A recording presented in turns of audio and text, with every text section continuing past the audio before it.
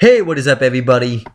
I am here to give you my TNA pay-per-view. I'm actually here to give you a TNA pay-per-view predictions. I haven't done that in a while. I think the last time I did that was for Bound for Glory 2014. So that's the last time I did a pay-per-view predictions for a TNA like show in general, or a pay-per-view, you know. The last time they had a pay-per-view was at that time, you know.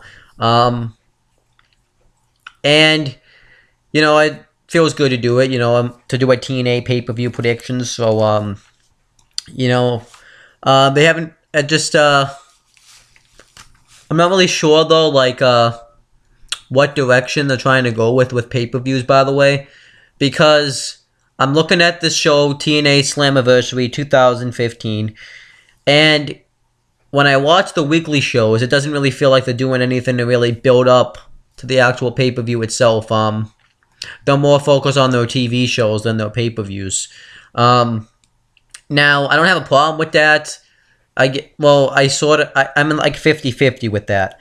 You know, because TNA's priority is the TV shows, because that's what gives them money. That's what the ratings are. TNA, right now is, kind of been struggling when it comes to TV deals, you know, because of the whole thing with that Destination America canceled them, which we're not going to talk about. But I feel like with these, if you're not really going to hype up pay-per-views that much, then why do you still have pay-per-views? I think you should just get rid of the whole pay-per-view concept in general, you know, because especially if you can only have two. Why not just make them like your TV, like a special TV show? I don't really know. Now I'm going to admit, after watching this week's TNA Impact Wrestling, I am looking forward to this pay-per-view a little bit more than I was. I'm not really sure how much, but maybe a little bit more. Yeah, that's that. Slammiversary is one of the big shows too, so they're probably going to try to go all out. I don't know if they're going to announce a Hall of Famer. Because this is usually the show where they announce someone's going into the TNA Hall of Fame. But most of the Hall of Famers have left TNA. The only one that they still have that's in the company is Kurt Angle. But I don't really know who they could really put in the Hall of Fame. I'm going to guess maybe Jeff Jarrett, just because he actually is there. And it would be like a great way to send him off so he can go do his Global Force Wrestling promotion, which I hope I can actually watch. But yeah, I'm just gonna guess and say Jeff Jarrett will be inducted into this year's TNA Hall of Fame. He should have been inducted a while ago, but I guess he's had some problems with TNA lately. And then they just kind of made up, you know, I guess this week. Yeah, this show looks pretty good. Let's just kind of run down the matches. Now, when it comes to TNA, I've recently started watching TNA, by the way, before I kind of run down the matches. Like about a month ago, I think. I'd say not even a month ago, maybe like 3 weeks ago. And the product's been enjoyable. Like, there's some things I still don't like about TNA, but the product hasn't been as bad as it usually is. Tonight's show was really good, so I think the product has its good moments, so I hope I get that out of this pay-per-view. So let's kind of go through these matches here when it comes down with TNA.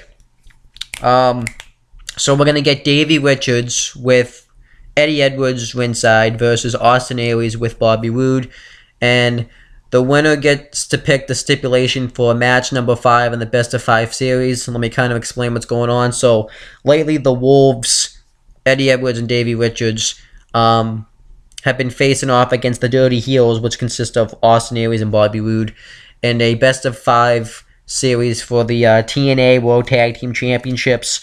They've been awesome matches. Right now, they're tied 2-2 apiece. The Wolves won the first match and the second match, and the Dirty Heels won the third match and the fourth match. And the fourth match was Full Metal Mayhem. and they've been having really good tag team matches. I'm really happy about that because TNA doesn't really have a lot of tag teams in the tag team division, so at least with they're making do with the tag teams that they have, and they're just having them go out there and just have kick-ass tag team matches. I'm really enjoying that. And it makes sense to have Davey Richards and Austin Aries face off because a couple weeks ago, Eddie Edwards and Bobby Roode had a match, and it was the same thing. And Eddie Edwards had won that. So now they're just going to have Richards and Aries face off, and I think this match could be really awesome. I actually think this match is going to be better than Bobby Roode and Eddie Edwards. Not trashing their wrestling ability. I just feel like Austin Aries would be able to flow better with the Wolves maybe than Bobby Roode. Maybe Bobby Roode could, but I think that this could be really good stuff. As my prediction for this match, I'm going to say that Austin Aries finds a way to win. Since Eddie Edwards had beat Bobby Roode, I figured Austin Aries could beat Davey Richards, and the Dirty Heels will be able to pick the stipulation for match number 5 in the best of 5 series for the tag team titles. So I'm going to go with Austin Aries to win that.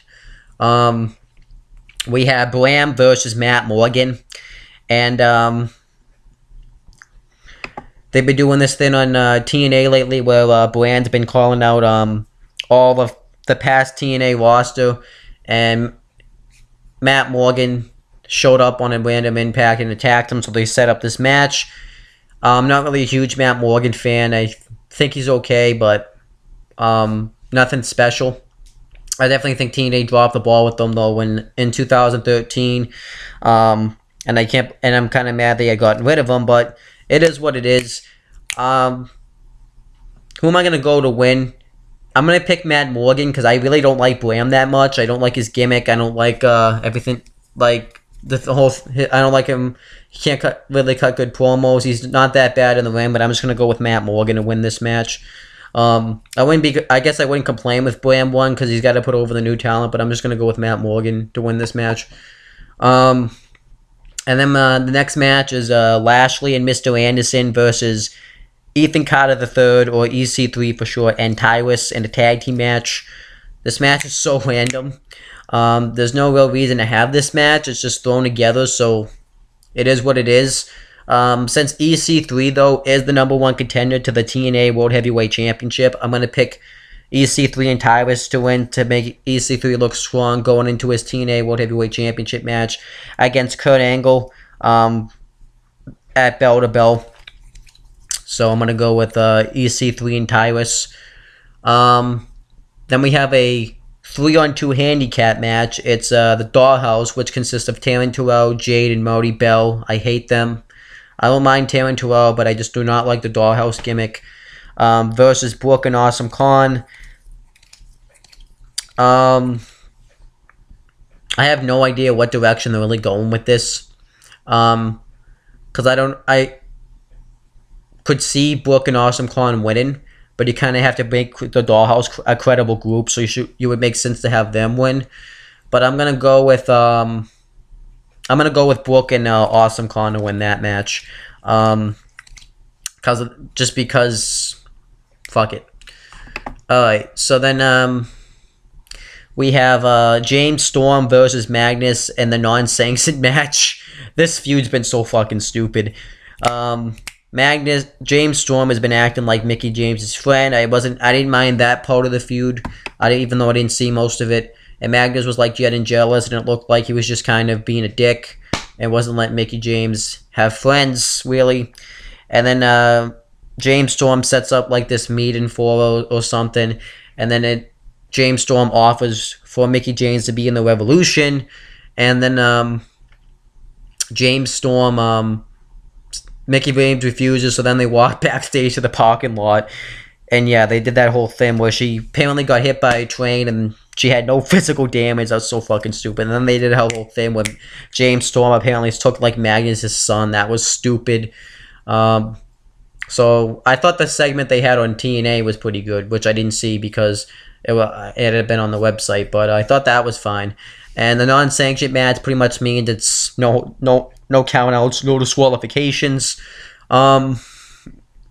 I'm going to pick Magnus to win this match just to get his revenge on James Storm after pushing his wife down onto a train, which doesn't hurt. Apparently, Mickey James is fine afterwards, and then all the stuff that James Storm's been doing to Magnus, I'll pick Magnus to go over. And then we have the main event, is the King of the Mountain match, and Jeff Jarrett with Karen Jarrett is the only one announced in this match right now. So I have no idea who the hell they are going to put in this match, so I can only really pick Jeff Jarrett because he's the only one really announced. I'm going to pick him anyways just because of the fact that they're hyping it up like this is going to be his last TNA match, and I think they're going to want him to go out in a blazing glory, winning the King of the Mountain match, a match that he created, so I'm going to pick Jeff Jarrett for that reason. And it's going to be really cool to see Jeff Jarrett's last match in TNA. I kind of hope that Jeff Jarrett... Oh, wait, I forgot a match, by the way, but I kind of hope Jeff Jarrett can do something with Global Force Wrestling and TNA. Maybe they can form some type of partnership. That would be kind of cool, but we're going to have to wait and see on that. But a match I forgot is Jesse Goddard versus Robbie E. These two guys were once a part of the Bromance as a tag team that I hated, but they really made Jesse Goddard into something, and I really liked him. Robbie E., I don't really like Robbie E. that much, but I like the feud just because these guys have a purpose of fighting because they were a tag team. And the person I want to win is, I'm going to go with Jesse Goddard just because I think he's really, he has a lot that TNA can bring. You know, he's really built, and he's really been pretty good since he's broken up with the Bromance, so I'm going to go with Jesse Goddard. So now I'm just going to repeat my predictions. I predict that Austin Aries will beat Davey Richards, and we will be able to pick the stipulation for the Dirty Heels and the Wolves tag team match. I predict that Matt Morgan will beat Bram. EC3 and Tyrus will beat Lashley and Mr. Anderson. Brooke and Awesome Khan will beat the Dollhouse. Jesse Goddard will beat Robbie E. Magnus will beat James Storm in the non-sanctioned match. And Jeff Jarrett will win the King of the Mountain match. And that's my predictions for TNA Slammiversary 2015. This pay-per-view has potential to be good.